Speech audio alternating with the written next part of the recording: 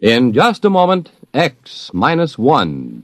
But first, your home will be filled with the voices of top entertainers and fascinating experts in the homemaking field tomorrow when Virginia Graham and Mike Wallace bring you another broadcast of NBC's Weekday. Among the special guests is Rita Gam, Hollywood star and one of Grace Kelly's prospective bridesmaids. And Rita will be joined by a singer whose unique style is well known to his many fans, Johnny Ray. Then from Britain, it's actor Trevor Howard. Meet them all tomorrow when NBC's Weekday brings you another day of fact and fun on this station. Now stay tuned for X minus 1 on NBC.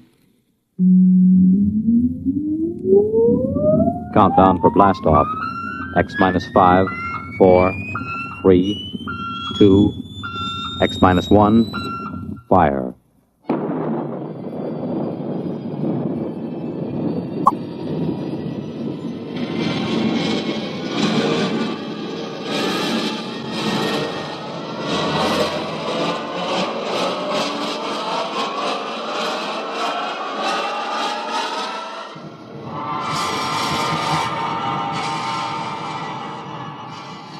From the far horizons of the unknown come transcribed tales of new dimensions in time and space.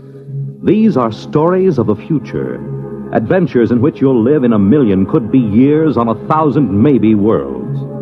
The National Broadcasting Company, in cooperation with Galaxy Science Fiction Magazine, presents X minus 1.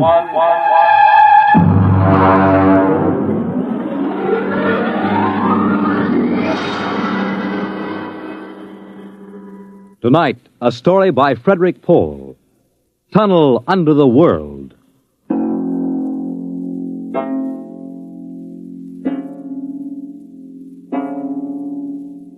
On the morning of June 15th, Guy Birkhart woke up screaming.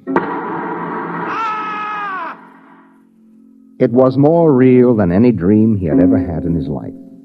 He could still hear and feel that sharp, metal-ripping explosion, that searing wave of heat. He sat up. Mary, where are you? Guy, what's wrong? You're trembling. Where were you? In the kitchen cooking breakfast. What is it? I don't know, a dream, I guess. An explosion. Did you say an explosion? Yes. But that's the dream I had. What? I dreamed there was a big explosion, and then something sort of hit me on the head. Holy smokes me. Maybe there really was some sort of explosion, and it started us dreaming. Well, there'll be an explosion down at your office if you don't hurry and get to work.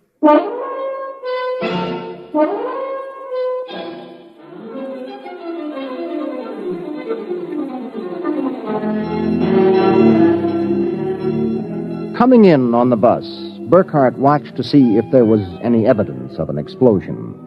There wasn't. If anything, the town looked better than ever. The only thing that seemed strange to him was the fact that none of the usual crowd was on the bus. He was a little relieved when his old pal, Henry Swanson, finally got on. Excuse me. Henry. Pardon me, sir? Henry, what's the matter with you? It's me, Guy Birkhart. Birkhart? Sorry, I don't believe we've met. What? Henry, for Pete's sake, it's me. If you'll excuse me, this is my stop. Well, I'll be... How do you like that?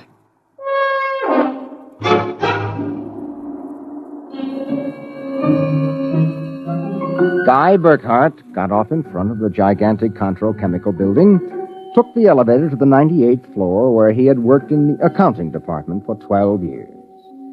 It wasn't until he was almost at his floor that he realized the speaker was not playing the usual commercials. Friends, are you happy with your present home freezer? Of course not. Well, the answer to your problems is a Fecco freezer. Fecco freezers are better freezers. Most wives would do anything for a Fecco freezer. Friends, are you happy with your present home freezer?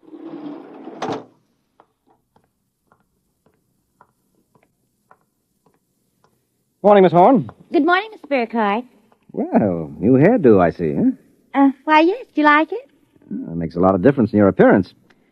Mr. Barth in? No, sir. He had an appointment with Mr. Dorchin of the Human Research Institute. Today? But today's the 15th of June. He has to sign the quarterly statement. He said he wouldn't be in. Huh, that's mighty peculiar. Yes, sir. Oh, by the way, Miss Horn, what the devil is a feckle freezer? A feckle freezer?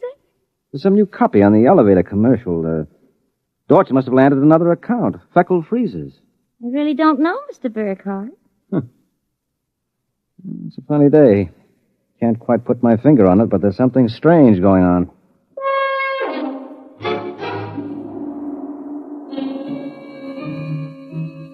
He couldn't shake the thought out of his mind. It persisted all through the day and through dinner. He was still brooding as he and Mary got ready for bed. Tired, dear? Oh, no. Anything wrong? I don't know. Well, I guess I'll get a good night's sleep. Coming? I think I'll sit up and read for a while. Well, good night, darling. Night, dear.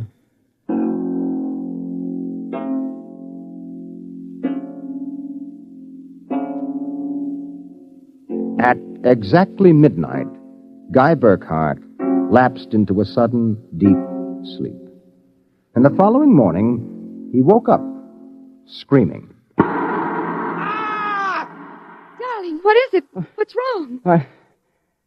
Oh, nothing. Bad dream, I guess. You gave me such a shock. I seem to be having a lot of nightmares lately. Really? Yes, the one I had yesterday. This was the same. A big explosion and then nothing. You had a dream yesterday? Well, of course I did. You had the same sort of dream. I?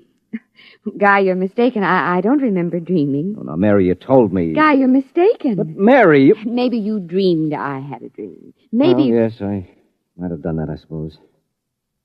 Everything did seem sort of strange yesterday. Oh, that's probably it. You better get dressed, dear. Today's the 15th. That's when the quarterly statement... 15th? Yes. Well, it must have been a dream, because yesterday was the 15th.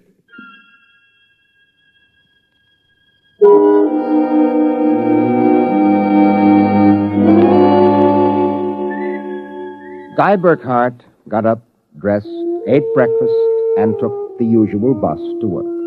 Once again, everything seemed even brighter and newer than usual. And once again, he was puzzled when he noticed none of the old crowd on the bus. Pardon me, please. Well, look, don't shove so. Oh, morning, Henry. Morning. For God's sake, don't talk to me.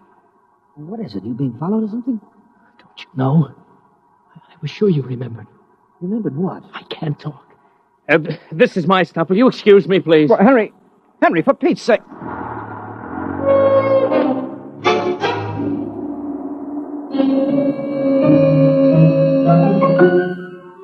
As in yesterday's dream, Guy Birkhart got off at his stop and took the elevator to the 98th floor.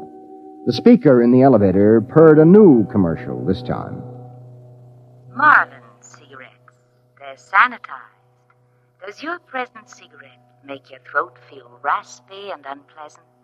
Marlin cigarettes contain a miraculous new drug which actually gives you the sensation of smooth, creamy smoke. Marlin cigarettes. Marlin cigarettes. He walked down the marble corridor to his office. Good morning, Mr. Birkhart. Good morning, Miss Horn. Do you like my new hairdo? Yes. Is Mr. Barth in? No, sir. He had an Appointment with Mr. Dorchin at the Research Institute. I know. You know? Well, I guessed it anyway. And today is the 15th of June, and he won't be here to sign the quarterly statement, and I'm going nuts. Let me have a cigarette, will you? Yes, sir. Try one of these. They're Marlins. Never heard of Marlins before today. What are we, a bunch of guinea pigs? Something wrong, Mr. Birkhart? Wrong? Perish the thought, Miss Horn. Perish the thought.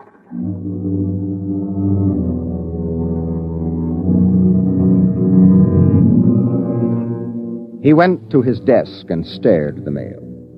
Before he opened it, he knew that the factory distributor's envelope contained an order for 12 new electronic computers. He knew that the Development Journal contained an article about a new method of transprinting selective brain circuits of human engineers onto the electric brain circuits of robot engineers to facilitate the operation of automatic factories. He knew that there was a complaint from Feinbeck & Sons about the Contro Chemicals' newest household robot circuit. After a long while, he forced himself to open them. They were exactly as he suspected. Hello. This is Swanson, Henry Swanson. What is it? Do you remember? Remember what? Just remember. All right, now listen, Henry, let's stop playing games. Yesterday, either I was dreaming or you snubbed me on the bus. Today, the same thing happens. Oh, you do remember, thank heavens. I thought so when I saw you, but I couldn't be sure. Now, what is it you want? Listen, tomorrow morning, when I get off the bus, you get off with me. Be casual. They may be watching. Who may be watching? Swanson! Hello!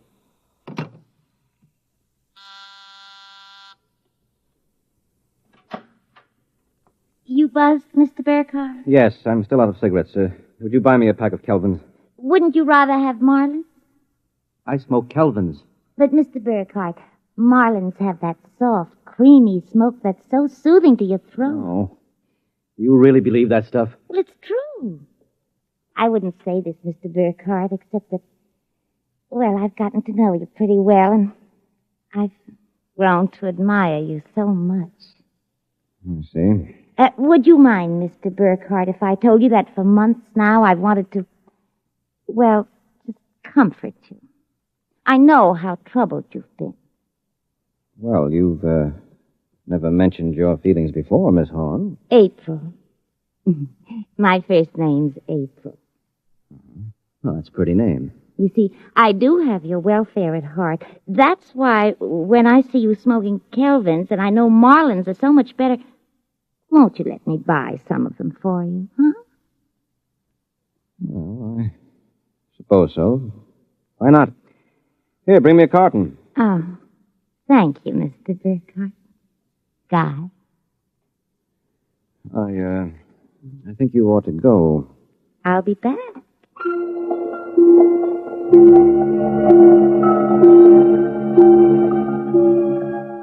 There was something wrong. Something definitely peculiar about what was happening. The call from Henry Swanson. The strange behavior of his secretary, Miss Horn. These new products, the dream. Guy Birkhart went home that night feeling like a man in a nightmare. That you, dear? It's me. You have a good day? Fair. Oh, before you sit down, will you go down in the cellar and put in a new fuse? The switch in the hall closet blew out. I shut it off. Okay. Supper will be ready in a minute, so don't start fooling around with that old boat hull you've been building. I won't.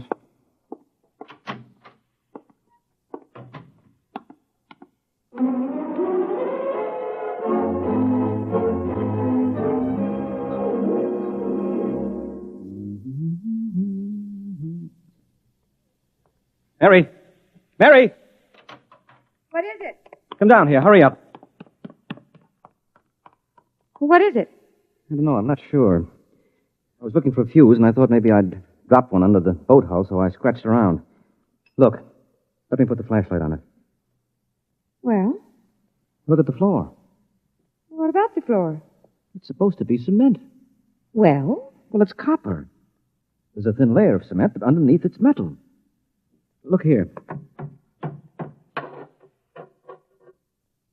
Underneath the concrete, more metal. And here on the wall. You see? Metal. Metal under the floor, behind the walls, every place. Well, I don't really understand. Mary, I know this sounds crazy, but somebody, for reasons I can't even begin to guess, has taken this house and replaced it with a clever imitation. Guy. Mary, I'm going to look around a little more. Well, your dinner will be ready. All right, save it for me. There are a couple of things I've got to figure out.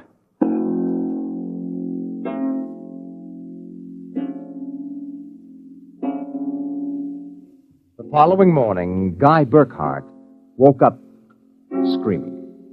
He dragged himself into the kitchen where his wife Mary was preparing breakfast and discovered it was still June 15th. Mary, where's the morning paper? Where is it? It's outside the door, I guess. Uh-huh. June 15th. You'd better hurry, dear. Today's the day Mr. Barth fills out the quarterly tax return. Oh, no, it isn't. What? He won't be there. He'll be at a meeting with that crackpot Dorchin at the Human Research Institute. Mr. Dorchin? He'll be there. And Miss Horn will have a new hairdo, and the elevator will be selling some new product, and Swanson... What about Swanson? Swanson, he said... I wonder if it's going to be the same today, or whether... Guy, what in the world are you talking about? Nothing. Never mind. Where's my coat? You haven't had any breakfast I don't want to miss my bus. I'll see you tonight. Guy Birkhart got on his bus. There were the same unfamiliar faces, the same unusually new-looking buildings, the same unusually bright sunshine. And on the customary corner, Henry Swanson, pale and furtive, climbed aboard. Excuse me, sir. It's quite all right? Do you remember the phone call? Yes. Oh, thank heaven. Get off at the next corner and follow me. Where are you going? There's an excavation for a building about a block down. Make sure you aren't followed. I'll go first.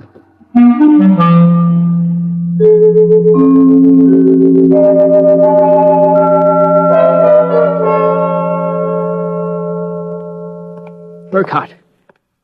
Here, behind the fence. All right now, Henry, what's this all about? I'm not sure.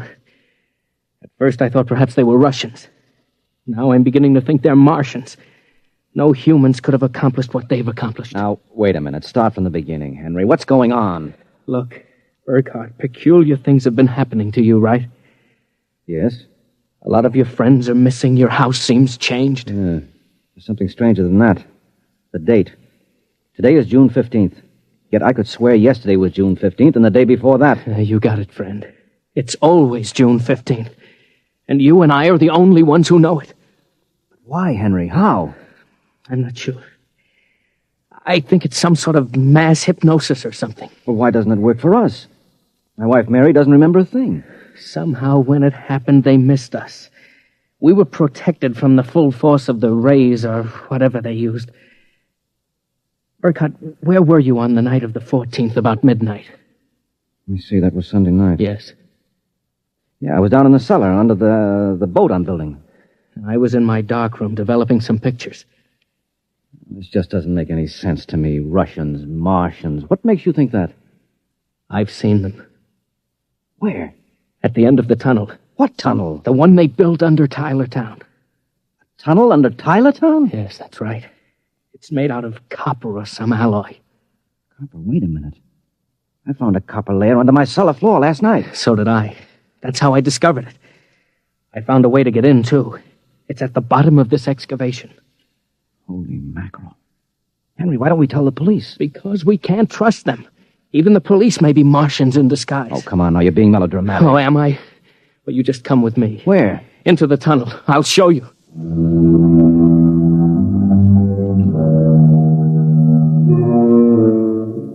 Henry Swanson led Guy Birkhart to a small hole in the side of the excavation. There he removed a cut-out piece of metallic substance, and they crawled into a dimly lighted tunnel. They walked for what seemed like 2 miles until Swanson held his finger to his lips. We've got to be quiet now. Henry, this is fantastic. They've got a tunnel right under the whole town. Oh, you haven't seen anything yet. There's a room a little farther down. We'll be able to look through a glass in the door.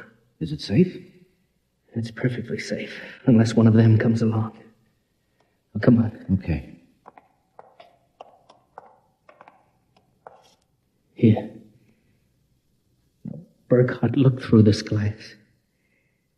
Now, just so I know I'm not completely insane, tell me what you see. Good Lord. Well? A tremendous panel with dozens of telescreens. And in front of each is a servo robot. They seem to be computing something. Yes, I've watched. They're evaluating data from the screens. Have you gotten a chance to look at the data on those screens? No. I've been afraid to go in. There might be a warning circuit somewhere. Well, if we knew what those robots were working on, we could go to the authorities. I'll risk it if you will. All right, it's worth a chance. We're lost anyway. Okay. Open the door.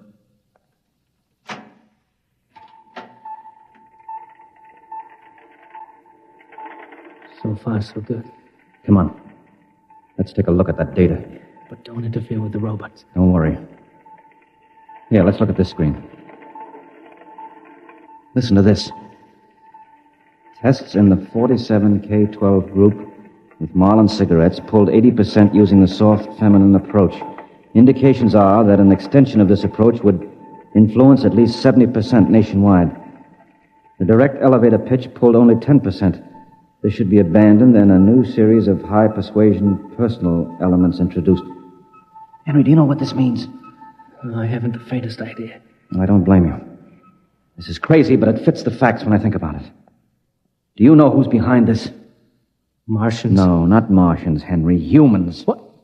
Humans who are interested in developing the perfect propaganda machine. What? I don't know who they are or how they've done it, but somehow they've taken Tylertown over. Hypnosis. Hypnosis, drugs, maybe some kind of array or something. However they do it, what happens is that they let us live through a single day. During that day, they pour all kinds of suggestions and propaganda into us. At the end of the day, they evaluate the results, see how we've reacted. And at midnight, they wash the day out of our minds, and the next morning we start the same day over again with different stimuli. Do you know what that means, Henry? Suppose one man learned how to influence people 100%. Why, in a year, he could sell us anything from freezers to political candidates. Oh, wait a minute. We're guinea pigs, Henry. This whole community is one big test tube for Dorchin's propaganda research. Birkhart, what do we do? I don't know, but somehow we've got to get out of this town and get to the FBI. What do you think we can? It's worth a try. Come on. Wait. Huh? What is it? Look through the door. There's somebody coming down the tunnel. You've got to hide. Behind the circuit box. Shh. Good Lord, it's Dorchin, the head of the Research Institute. Shh, quiet.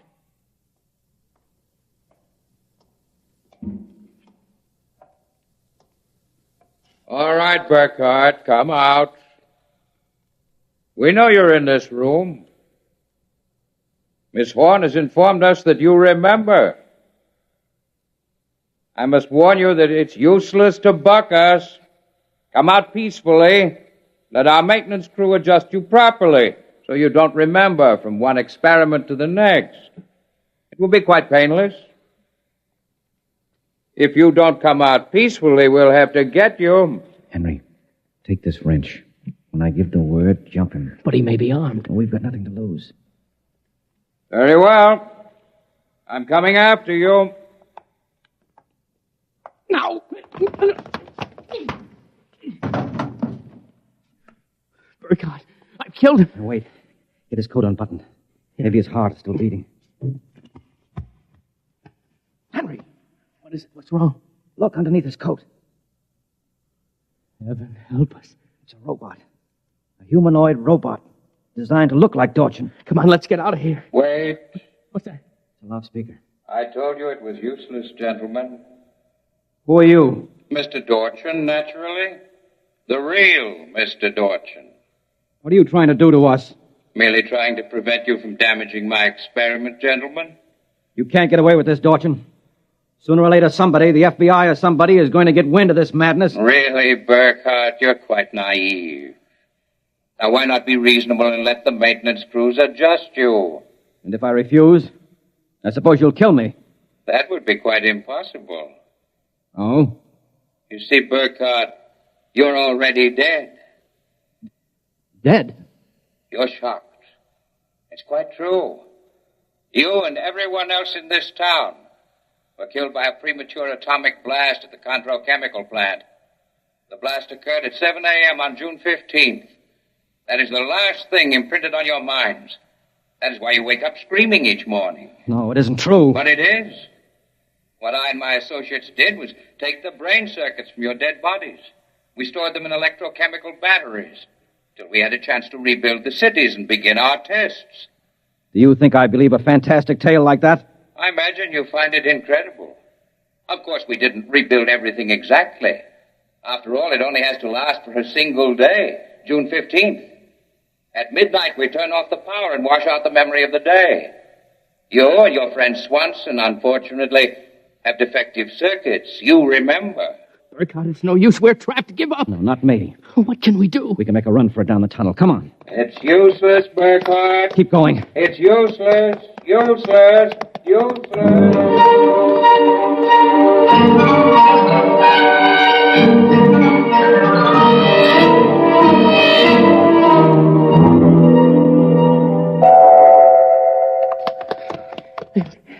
Now, this door is open. It opens. Oh, no. No, I don't believe it. Swanson, look!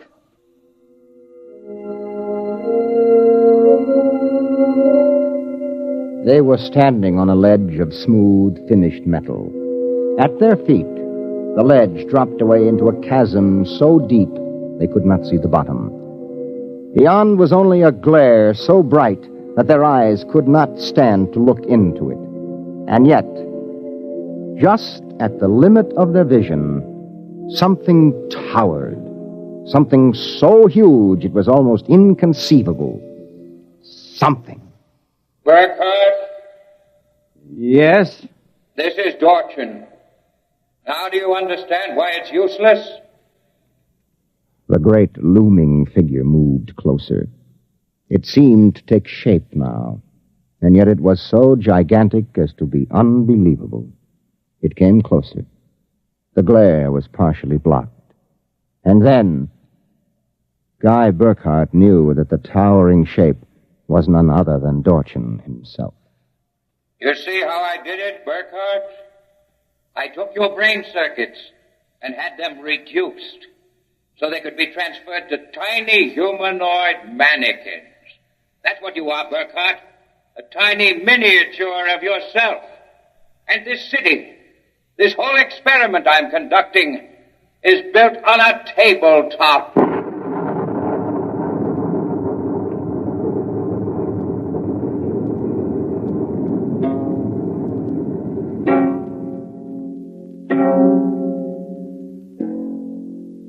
It was the morning of June 15th, and Guy Birkhart woke up out of a dream screaming.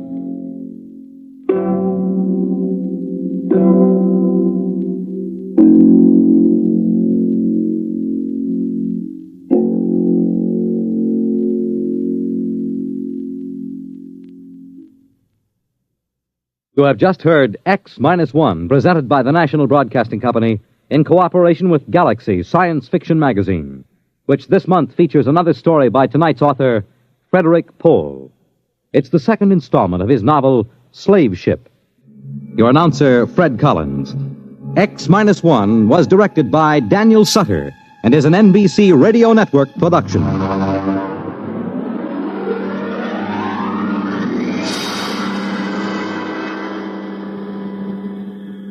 In just a moment, X-1. But first, Monitor takes you everywhere and brings you everything interesting, from news and on-the-spot interviews to offbeat features around the world. And Monitor also brings you the finest drama with original stories and Hollywood's top stars each week on Monitor World Theater. What's the weekend's big sports event? You can be sure of top coverage by NBC Radio in addition to all the latest scores and interesting commentary throughout the day on Monitor's sports highlights. Some of the brightest personalities and most interesting features are yours each weekend on Monitor. And now stay tuned for X-1 on NBC. Countdown for blastoff. X-5, 4, 3, 2, X-1, fire.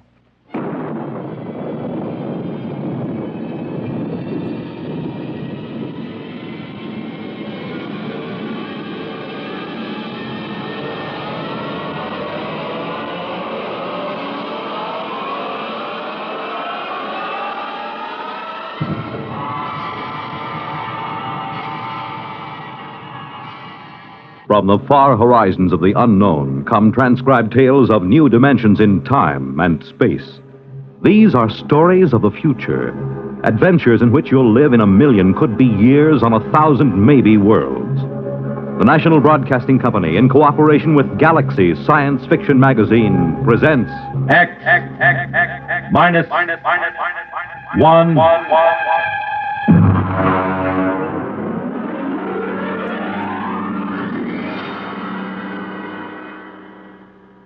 Tonight's story, Mr. Costello, Hero, by Theodore Sturgeon.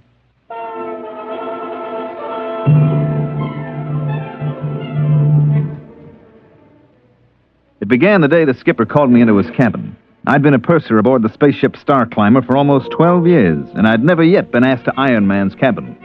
But then a lot of strange things had been happening on this trip to Borengwen. Come in. Oh. Sit down, Purser. I said sit down. Yes, sir. All right. Here's a deck of cards. Deal. Sir? I said deal. 5-card draw. Go on, man. Yes, sir. Well? 3 of a kind, sir. You didn't draw. I beg your pardon? When you play draw poker, you're supposed to draw. If you don't draw, you're supposed to give your opponent a chance to draw. Now, mister, did you ask me to draw? Well, we haven't been playing that way recently. Who changed the rules? I don't know. Uh-huh. Let me ask you something else. You stood a watch last night in the ship's galley. Why, yes, sir. Has anybody ordered a galley watch? Well, no, sir, but it isn't against the rules, is it? Against the rules? No, it isn't. But tell me, does the cook mind having a man watching him 24 hours a day? Well, no, sir. You see, that way he knows everybody can trust him. You mean that way you know he won't poison you? Well, yes, sir. Now tell me, Purser, who aboard this ship suggested that the cook might try to poison you? I really couldn't say, sir. It just came up. Well, Cookie doesn't mind, sir. Really, he doesn't. He says if he's watched all the time, then nobody can suspect him, so he doesn't mind. All right. Now, let's proceed to something else. How long has it been customary for the deck officer to bring a witness with him when he takes over the watch? That's out of my department, now, sir. Now, think hard, Purser. Did you ever hear of a deck officer bringing a witness with him before this trip? No, sir. Or stand a galley watch? No, sir. Or play draw poker without drawing? No, sir. Now, one more thing. Yes, sir? We never had Mr. Costello as a passenger on this ship before, did we? Mr. Costello? Mr. Costello. No, sir, we didn't. Okay. Ask him to come to my cabin. But... That's an order, mister! Yes, sir.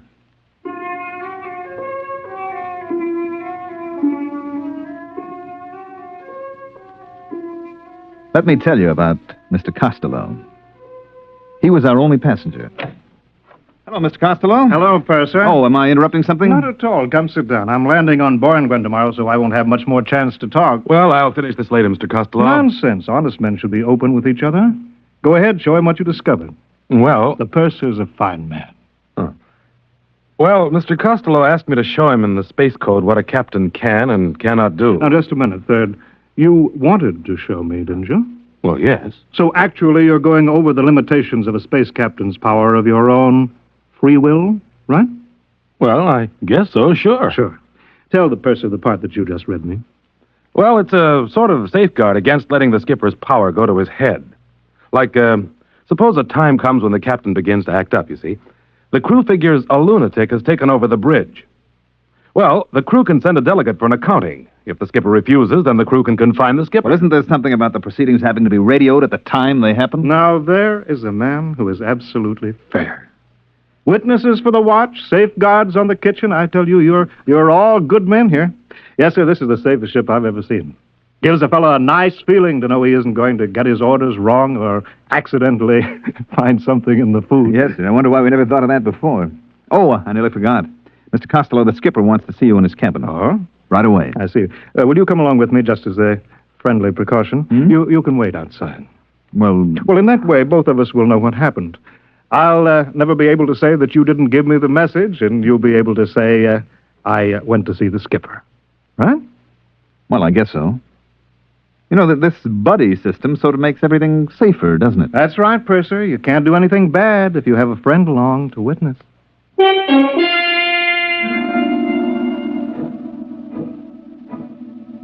Mr. Costello and I went to the captain's cabin, and I waited outside.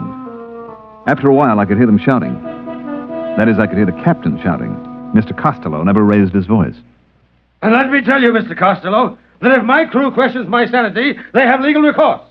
But you can be sure that meanwhile, if a single man aboard questions my authority, he will learn that I am master of this ship, even if he must learn it at the point of a gun. Now, sir, get out.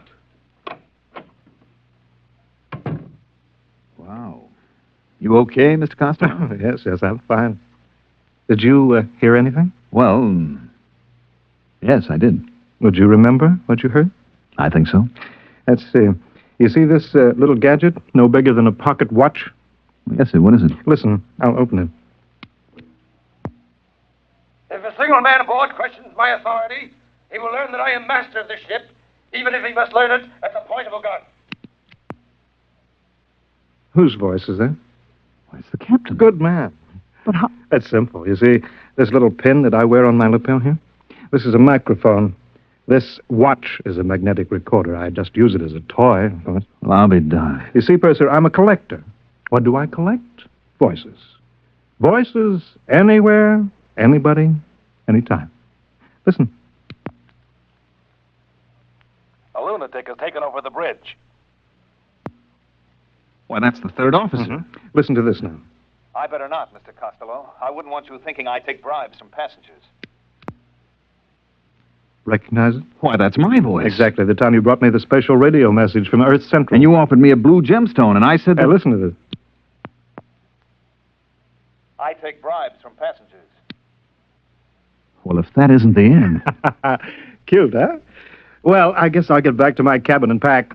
When do we arrive at Borenguen? 6 tomorrow morning. Oh, good. By the way, I'd like you to come see me when you put in there again. Well, that's very nice, sir, but you're an important man, and I'm just... Nonsense. I insist that you visit me. Well, that's real nice. Oh, by the way, what's the major trade on Borenguen? Glunker. Glunker? Yes, it's a kind of soft fur. You can make a warm coat out of it that will roll up into a thimble. You don't say. And the Glunker trade, that's carried out by trappers? Mostly. Mm-hmm. They work alone and bring in the pelts. I see. They spend a lot of time alone, hmm? That's right. You know, sometimes I envy them. I mean, working on a ship, you're almost never alone, and the way I see it, a man needs to be alone sometimes. Correction. Only, I repeat, only if he has something to hide. Otherwise, to be alone is antisocial and evil. We put in at Borenguen the following morning. I stood at the ramp of the ship and checked out the supplies and checked in the Glunker pelts that we were taking back to Earth. The Borenguen people were a nice, independent, easygoing bunch. I knew a Borenguen woman named Nola, and she came out to the ship to see me. 15,000 Glunker pelts. Check. 300 pounds of radioactive ergite. Check. Just put that shipment of show seed over next to the ramp. Hello. What? Well, Nola. I saw your ship on the cargo manifest. Well, it's good to see you. Will you be on Borenguen long? Just for a day or so. Listen, I have to get this cargo checked in. Can we see each other later? I'll be through at the spaceport at 16 hours. Well, good. Suppose I... Oh, excuse me a minute. Here comes our passenger. Well, good morning. I see we've arrived safely. Yes, sir. I expected you out before this. I had a few items to get in order. Oh, Mr. Costello, this is Nola. She's a Borenguena. Well, it's very nice to meet you. This is a real nice guy, Nola. See that he doesn't have any trouble with customs, will you? Nola works here. Any friend of the purser? Wonderful. Well, I'll say goodbye now. Remember to look me up, purser, next time you hit Borenguen. I will.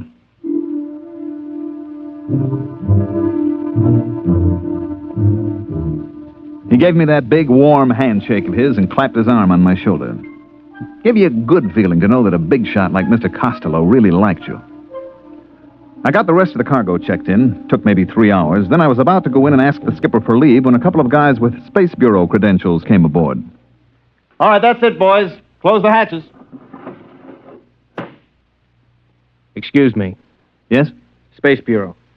Is Captain Ireson aboard? Why, yes. You're the purser, huh? That's right. Something wrong? Would you mind answering a couple of questions? Not at all. Has the captain been behaving strangely this trip? Well, not strangely, exactly. Anything unusual? Well, no. He called me in for a card game. Mm-hmm. Does that happen often? No, never happened before. Was he upset? Yes, I guess he was. Okay. This gentleman would like you to answer a few simple questions. Meanwhile, I'll look up the skipper.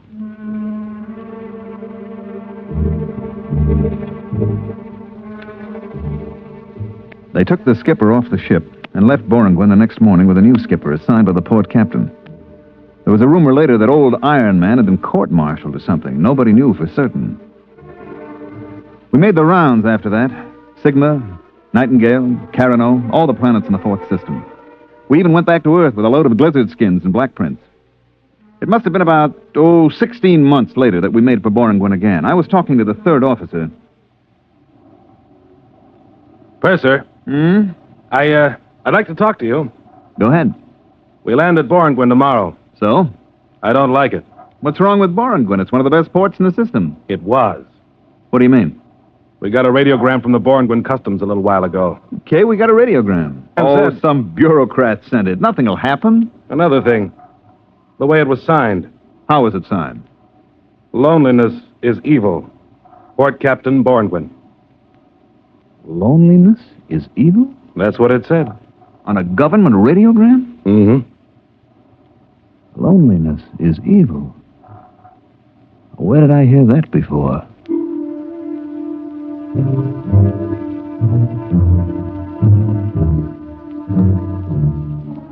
Well, we touched down on Boringwin at 1200 hours. What a change. The spaceport was deserted. The only people who came aboard were 2 agents from Customs. They censored our tapes and checked our written literature. I finally started a conversation with them. Excuse me, sir? Yeah? There is a Boringwinian named Nola that used to work in Customs. I wonder if she's still there. I wouldn't know.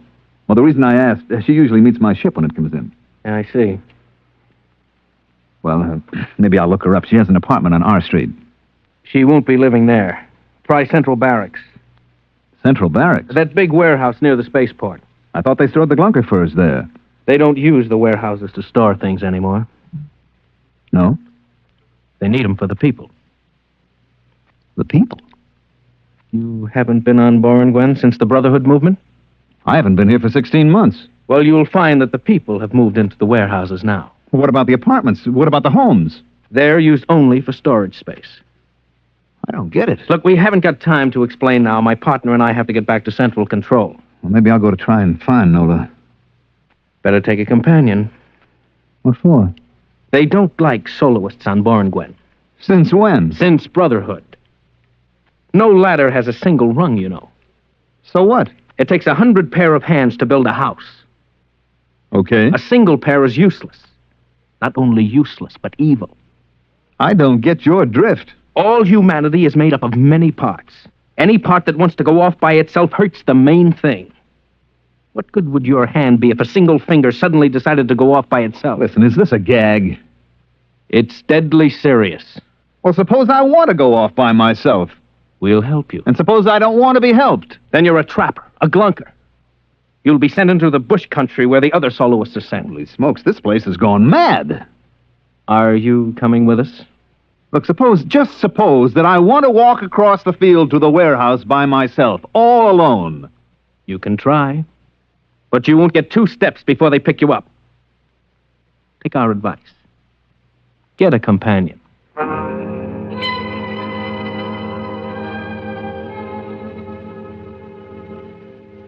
I let them take me over to the barracks. The place that used to be a warehouse. It was unbelievable. The place had been completely cleared of every wall, every partition. There, in front of my eyes, were 10,000 beds, cots, and mattresses spread out over the entire floor of the warehouse. The light was blinding. Huge floods and spots bathed every square inch. Nothing was concealed. Even the plumbing, showers, tubs, sinks were lined up against an open wall. The agents came in with me and stood at the door. A cluster of Boringwin people waited in a roped-off area. This is it. Wow. The customs personnel are in that 3rd aisle going north. I'll walk down there. Thanks for the company. It's a duty. Wait. I'll get you a companion. Anyone for the 3rd aisle going north? 3rd aisle going north. Yeah. There comes a man. He'll accompany you.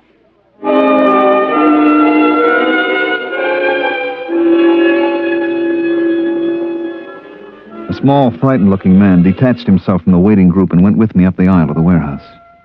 The sound, the smells were frightening. Thousands of people milling around, no privacy, everyone terrified of being alone. I wondered how this had happened. Finally, after an hour of searching, I found my friend Nola. So that's the way it is on Boringwin now. Nobody seems to know just how it happened. Just seemed better to be with somebody all the time. Then nobody could accuse you of doing anything wrong. But somebody must have started these accusations. Somebody must have put the fear into people. I don't know. It started with the Glunkers. The fur trappers? That's right. We began to hear things about them. That they were thieves, that they planned to take over the city. Just rumors, of course. And pretty soon, if you didn't like somebody, you called him a Glunker. Then there were signs. No Glunkers allowed. You know? Oh, I saw some. We began to hear about it on the televisor, and pretty soon they appointed a committee to investigate and find out if there was any truth to the rumors about the Glunkers. It was headed by Mr. Costello. Costello? Mr. Costello? He's a big shot now. Owns half the city, I guess. Well, it can't be the same one. Yes, it is. I've seen him. When did everybody move to the central warehouse? When the police started picking up soloists, everybody began to move in together. Didn't take long. That's the strange thing. How little time it took.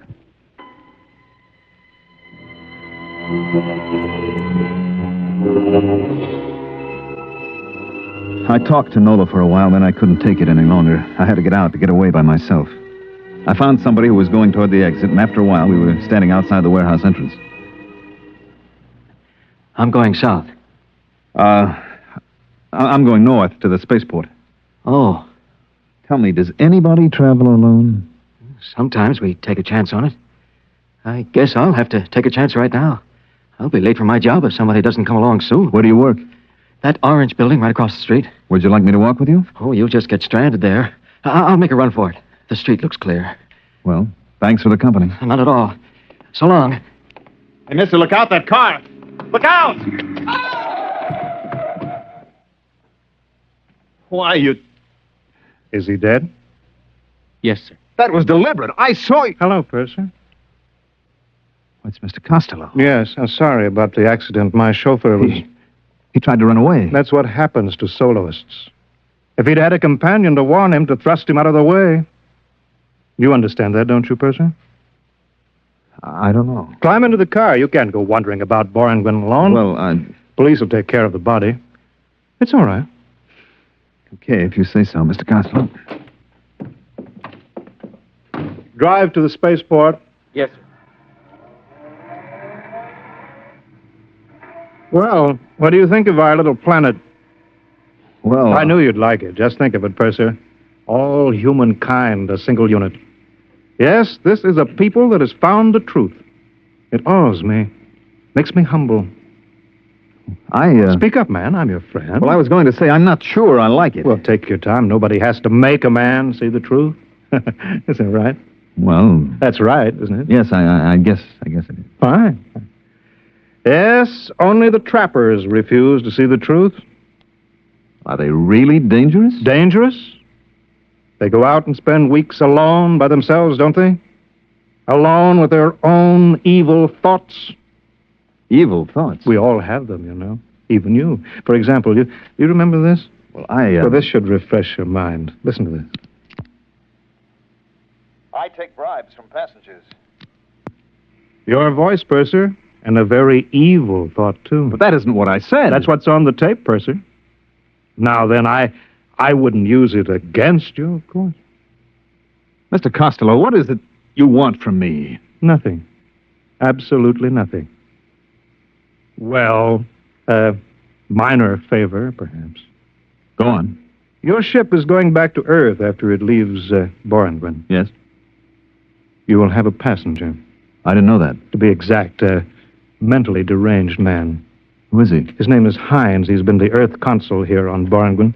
He's been recalled to Earth to report. You said he was mentally ill? He is, but the Earth government doesn't know him. Well, what can I possibly do? I wouldn't want Mr. Hines to go back and tell them a lot of lies about what's happened on Borrington. Well, Purser, I want you to put this capsule into Mr. Hines's food. What is it? No, sleeping potion. You think I'm a murderer, Mr. Costello? Purser, do you know what will happen if this tape recording of your voice is sent back to Earth?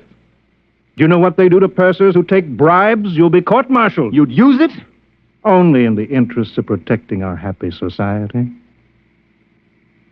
Now then, Will you see that Mr. Hines is properly sedated?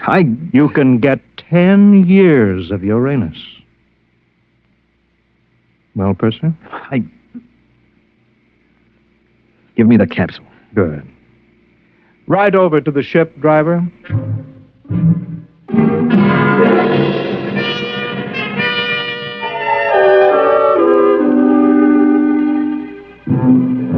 The first day out, the Earth Council, Mr. Hines, was in his cabin, and I brought him his dinner.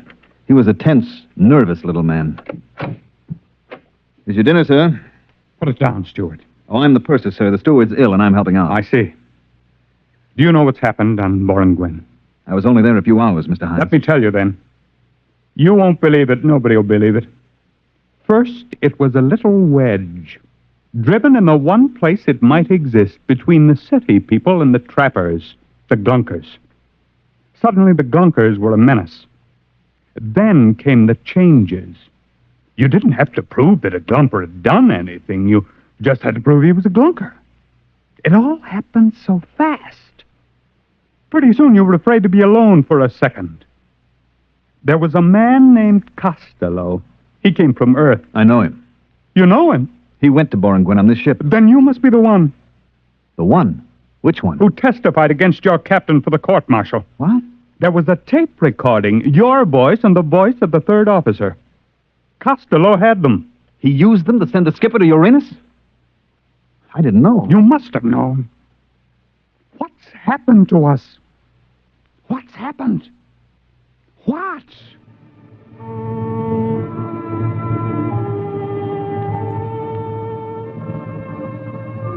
I got him into his bunk and gave him a sedative. Then I took away the food I'd fixed for him.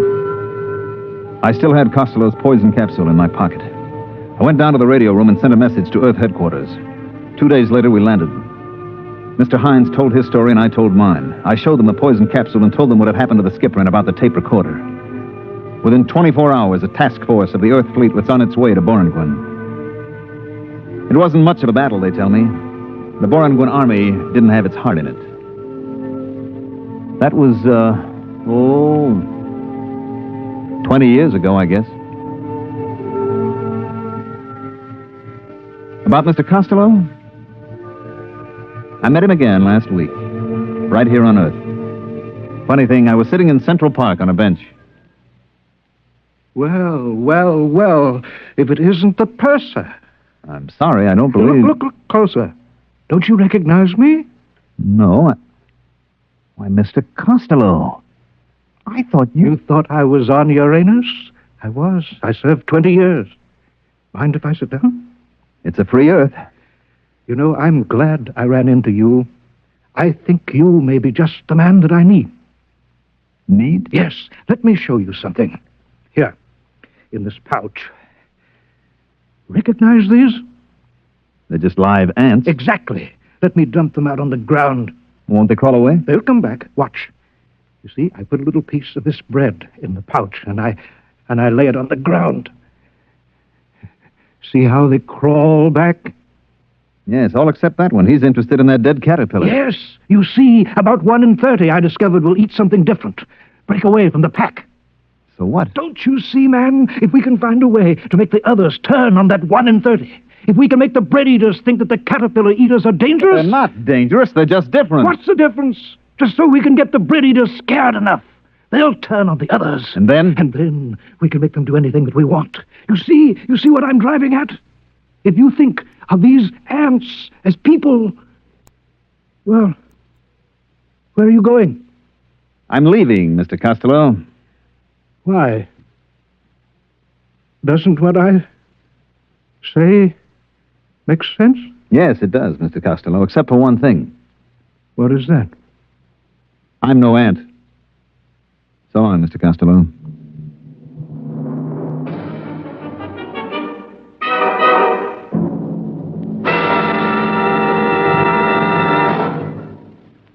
You have just heard X-1, presented by the National Broadcasting Company in cooperation with Galaxy Science Fiction Magazine, which this month features The Claustrophile, an unusual story by Theodore Sturgeon, which turns common sense completely around and plumps it down squarely on its feet. Galaxy Magazine on your newsstand today. Tonight, by transcription, X-1 has brought you Mr. Costello, Hero, a story from the pages of Galaxy written by Theodore Sturgeon and adapted for radio by George Lefferts. Featured in the cast were Wendell Holmes, Mandel Kramer, Bob Hastings, Joe DeSantis, Terry Keane, James Stevens, James Dukas, and Raymond Edward Johnson. Your announcer, Fred Collins. X-1 was directed by Daniel Sutter and is an NBC Radio Network production.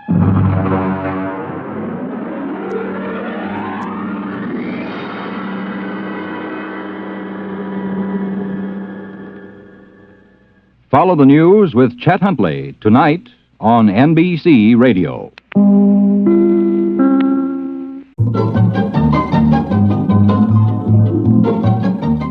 This is Walter O'Keefe inviting you to listen in on the Nightline.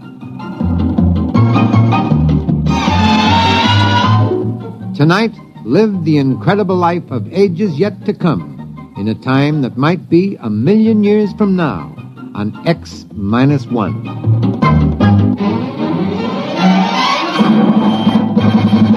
Now, an incredible story of the world beyond.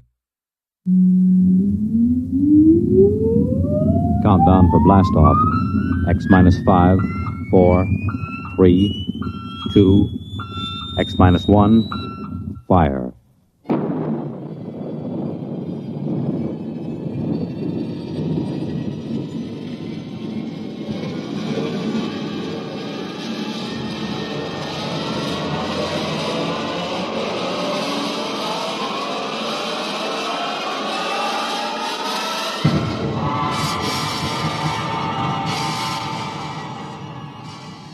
From the far horizons of the unknown come tales of new dimensions in time and space.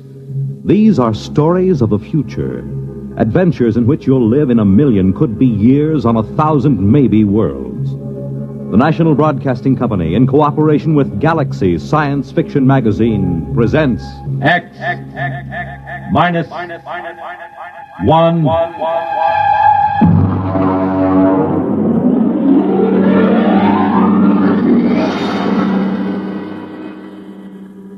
Tonight's story, Skulking Permit, by Robert Sheckley. But first, hear this. Pick up some Pabst Blue Ribbon. Take it home, chill it, then put it to this test. Have a glass of Pabst with your meals for the next several days. You'll find Pabst Blue Ribbon makes most everything taste better, that it adds zest and sparkle to any meal. Try it. The bright, modern taste of Pabst Blue Ribbon is good any time and wonderful with meals. Pabst is the name. Made by Pabst Brewing Company, Milwaukee, Wisconsin.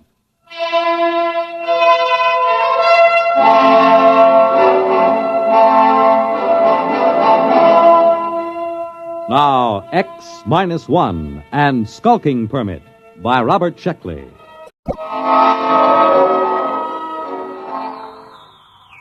August 16th, year 2204. To Central Colonial Administrative Authority, Alpha Centauri Sector. From Colonial Contact Inspector 37. Subject, Lost Colony on Planet New Delaware. First contact established in 200 years. Am proceeding on overdrive for personal investigation.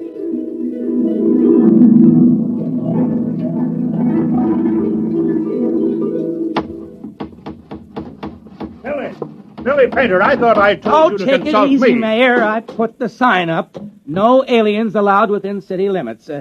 What's an alien? Never mind. Look at the church. You painted it wrong. Now, look. Here, I painted that church with a nice bright red. Now, what's wrong with that? I looked it up. It's a little red schoolhouse, not church house. Churches are supposed to be white. Oh, I got along fine enough in New Delaware for 200 years without either of them. Yes, I know, but we need them now, and we haven't got much time. Hey, when do I get a police chief badge?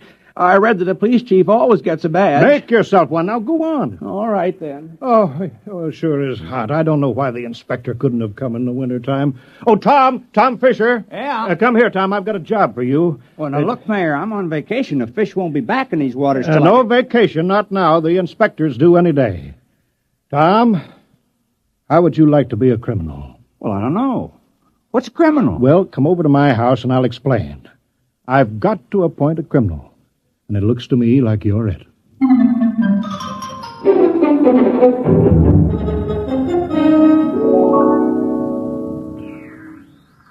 Delaware. New Delaware. Do you hear me, New Delaware?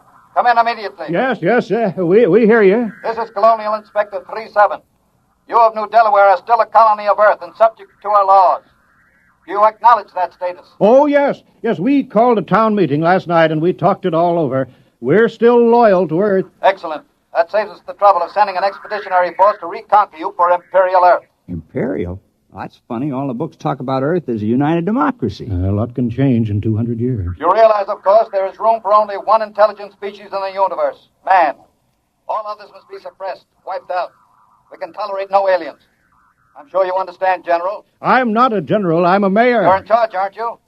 Yes. Then you're a general.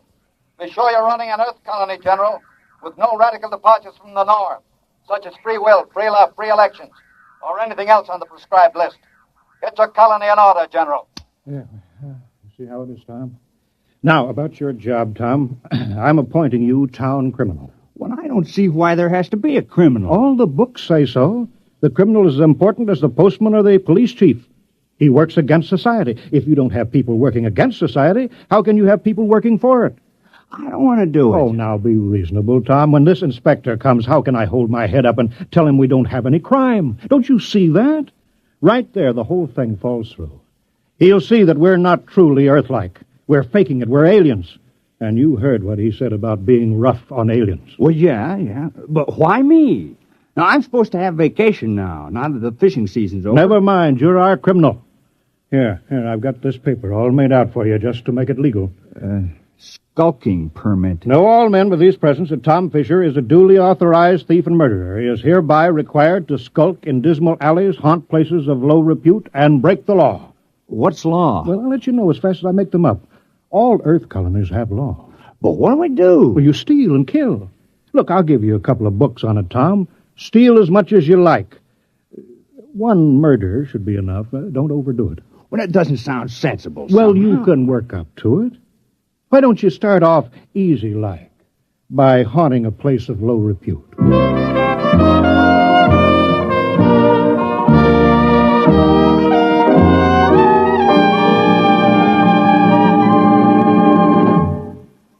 You're listening to Skulking Permit, tonight's attraction on X-1. Careful planning and sensible driving add up to an enjoyable vacation trip. Here are a few tips from the National Safety Council that should help make your trip a pleasure instead of a tense, nerve-wracking time. Before you leave, have the car given a thorough checkup to be sure it will always respond properly to your careful control. Check the emergency equipment you'll need, such as a first aid kit, keys, permits, identification, flashlight, tire-changing equipment, and your unexpired driver's license. Plan your trip for frequent rest stops with a good night's sleep each night. And then, on your trip, pay attention to the job at hand and don't daydream. Stop off the road to see the sights or read the map. Be prepared for winding and straight roads, level and hilly roads, and changing traffic patterns between urban and rural areas. Obey all speed limits, traffic signs, and signals, and keep your distance behind the driver ahead. This vacation is what you've been waiting for all year. Enjoy it with sensible driving.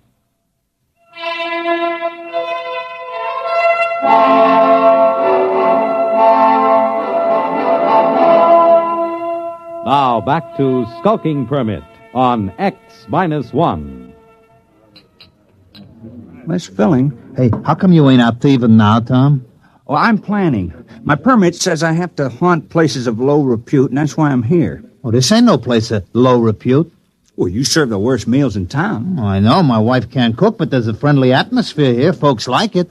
Tom, now, just a minute there. Oh, hi, Billy. What do you have? I'm on official police business. Now, Tom, what are you doing with that beer? Drinking it.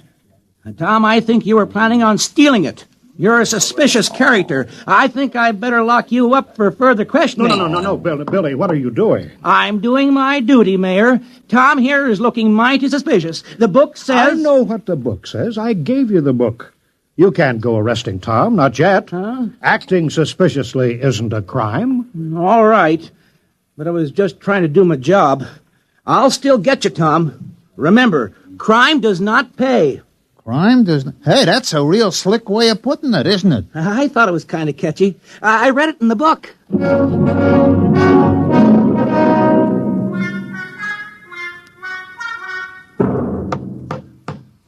Morning, Marv. How's the schoolhouse coming? Oh, hi, Tom. Fair. Would have come along better if I'd had my saw. Your saw? Yes, I left it leaning against my door last night. Wasn't there this morning, Tom. Oh, yeah, your saw. Well, you know how it is, Marv. I had to practice some skulking last night. Oh, yeah, sure. Say, Tom, do you suppose I could use the saw for a while, just for an hour or two? Well, I don't know. It's legally stolen, you know. Well, I'd give it back. I wouldn't keep anything that was legally stolen. Well, it's in the house with the rest of the loot. Okay, I'll go borrow it then. Tom, I've been looking for you. Oh, morning, Mayor. Did you steal my bronze plaque? Oh, I certainly did. Oh, well, I was just wondering. Well, you got your murder planned? Time is running short. Inspector may land any hour now, so let's get that killing over with. Oh, well, then I guess I'll kill George Waterman. Why? Why? Why not? What's your motive? Well, I thought you just wanted a murder. Who said anything about a motive? We can't have a fake murder. On Earth, every murderer has a motive. Oh, well, I don't like the way George walks. Never did, and he's noisy sometimes. No, that might be good enough for a crime of passion, but you're a legal criminal, Tom. You're ruthless and cold-blooded and cunning. You can't kill someone just because you don't like the way he walks. That's silly. But I'm supposed to make somebody cease to exist. I mean, like, take Marv Carpenter. Here he is today working on the schoolhouse. Big fella. Now, if I kill him, well, he wouldn't work anymore. Now, I've been trying to imagine it. Marv Carpenter lying on the ground with his eyes glaring open and his mouth twisted and never going to hold a piece of wood in his hands again or never sing a song or have a beer or anything. It just kind of makes me sick. I mean, I can go on with the thieving, but murder... Yes, I know, but it's your job, Tom. It's for the good of the village. Murder? Oh, I better go have another beer. Hey, what's that? That must be the inspector's ship landing. Come on, let's go see.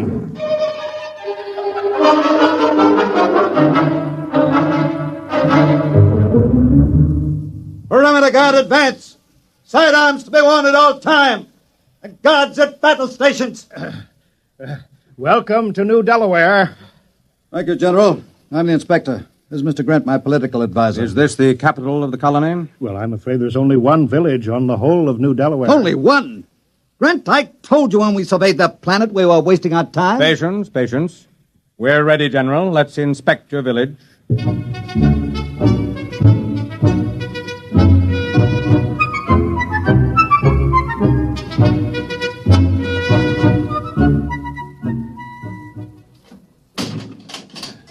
You see, we've got it all. Jail, post office, church, little red schoolhouse. Oh, we're very normal. Very earthly. Grant, this place is worthless. No smelting, no heavy industry, no atomics, no taxation, no... Oh, they don't have anything. They'll be downgraded at the next colonial board. Why, this place is a utopia. It's subversive. We ought to blow it right out of the sky. Now, don't be despondent, Inspector. Delaware has a very important commodity for us. What? You saw them, hulking peasants, nothing but farmers. Yes, strong, healthy farmers. Good cannon fodder. Oh. Let me take over.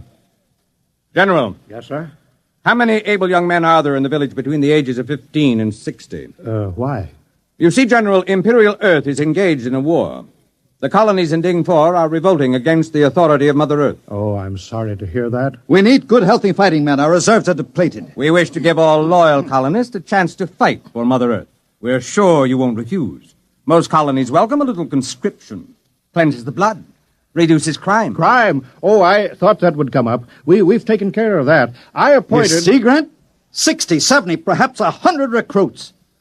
Not such a waste of time coming here after all.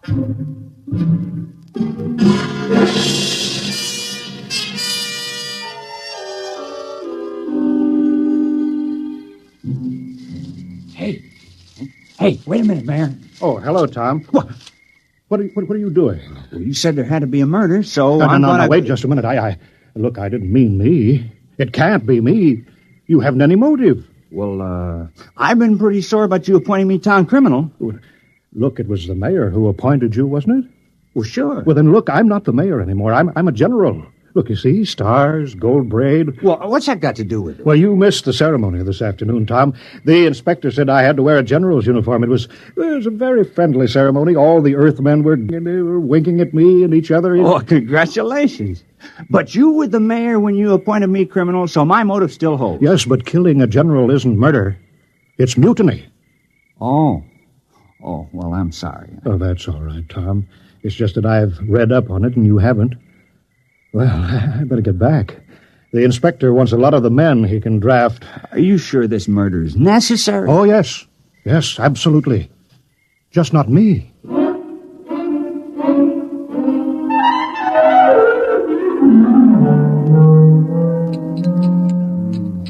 No luck, huh, Tom? I just can't do it.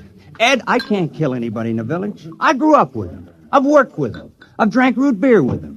I don't have any motive for killing any of them. Well, Tom, you have to commit a murder. You don't want to let the village down. Wait a minute. I got an idea.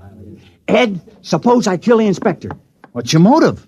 Oh, it would be a very terrible crime. I'd be killing for glory, for fame, for notoriety, and it'll show Earth how earthy New Delaware really is.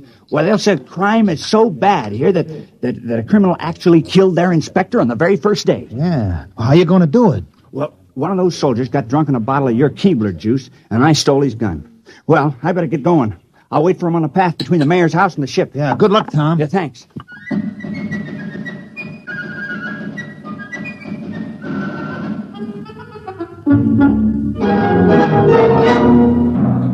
Hut, 2, 3, 4. Hut, 2, 3, 4. Keep in line there. What a sloppy crew, all their feet. Still, it's a nice night's work. With those landing parties dying like flies, we can use every new man we can get. Shh! Don't say that. What? Are you afraid the mayor will hear me? Don't be ridiculous. It's a completely passive population, sheep-like, obedient. But wait till those sergeants get hold of them at the base. They'll whip them into first-class fighting men in no time. Halt! Stand and deliver! Why, it's Tom. Hands up, Inspector. I got you covered. Now, the rest of you, drop your guns and move out of the way. What? Now, see here. Now, go on. Now, drop those guns. What's the meaning of this? And who are you? Tom Fisher. I'm the town criminal. I'm going to kill the inspector. Now, please move out of the way. Criminal? So that's what the mayor was prattling about. Now, I know we haven't had any murders in 200 years, but I'm changing that now. Move out of the way. Well, I suppose I'd better get out of the line of fire, eh? Now, wait a minute, wait. Now, don't move. Now, I know just how to do it. I've been thinking about it. I'll push this button and you'll die. Now, you'll fall down on the path, and your eyes will be open and your mouth twisted, and no air going in and out of your lungs, and no beat to your heart. And I can't do it. Here's your gun. Take it. I don't want it. Quick after him. Sergeant, have the entire ship's company turned out. General, I want all your people out looking for him. Shoot on sight. Kill him instantly. Oh, we couldn't do that.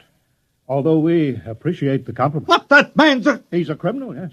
That's what I'm trying to explain. I appointed him. We had to have one. You what? You mean you had no criminals? Well, No, I'm afraid not. I'm terribly ashamed. You see, we knew how uncivilized we were, and that's why we did it. I'm dreadfully embarrassed that Tom couldn't handle the job. Why did you give the assignment to that particular man? Well, I figured if anyone could kill, Tom could. He's a fisherman, you know. It's pretty gory work. And he wasn't able to kill the inspector? Well, we just haven't had to kill anything for 200 years except fish. The only animals on New Delaware are small grass eaters, and they're not good to eat, so we never kill any of them. And the rest of you would be equally unable to kill? We wouldn't even get as far as Tom did. I want that man found and... Forget about it, Inspector. What? We'd better get away from here. You want men in our army who can't kill? Think of it. The morale problem. The possibility of infection.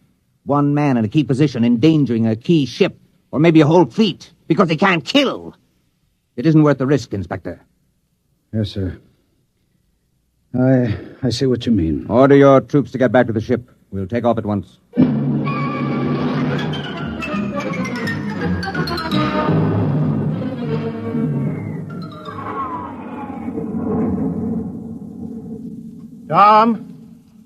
Tom, you can come out now. Tom, they're gone. He's hiding around here somewhere, Mayor. Yeah. Tom? Oh, Tom. Here I am. I'm sorry I bungled it. I guess I won't be needing my skulking permit anymore. No, I guess not. Well, we did our best. I had the chance, and then I let you all down. Oh, Tom, it's not your fault.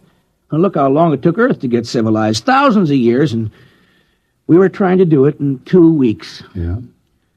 Well, we better get back to the village. Looks like rain. Yep. Soon I'll start fishing again. Say. What is it, Tom? I think I could have done it if I'd only had the sense to think of the inspector as a fish. Well, it's too late now. I guess I'll let the village down.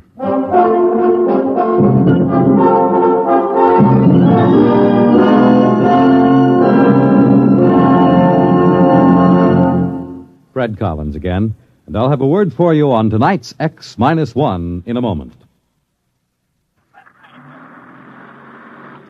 This is Bob Haynes speaking to you from somewhere in the Caribbean. I am aboard a UDT personnel landing craft. That's the Underwater Demolitions Team.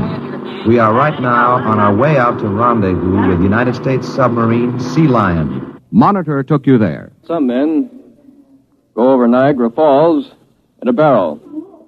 Some people sit on top of flagpoles.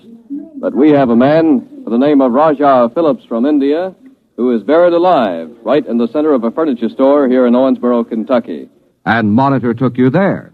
Big events, little events, offbeat events, comedy, music, news, and sports. They're all part of the top variety of entertainment Monitor brings you all weekend long. This is Frank Blair inviting you to join us on Monitor every weekend and Friday nights, too, on most of these NBC stations. You have just heard X-1, presented by the National Broadcasting Company in cooperation with Galaxy Science Fiction Magazine, which this month features Blaze of Glory by Robert Silverberg. Galaxy Magazine on your newsstand today. Tonight, X-1 has brought you Skulking Permit, a story from the pages of Galaxy written by Robert Sheckley and adapted for radio by Ernest Kenoy. Featured in our cast were Richard Hamilton, Wendell Holmes, Dean Almquist, Mandel Kramer, Ted Osborne, Santos Ortega, and Bob Hastings. This is Fred Collins. X-1 was directed by Daniel Sutter and is an NBC Radio Network production.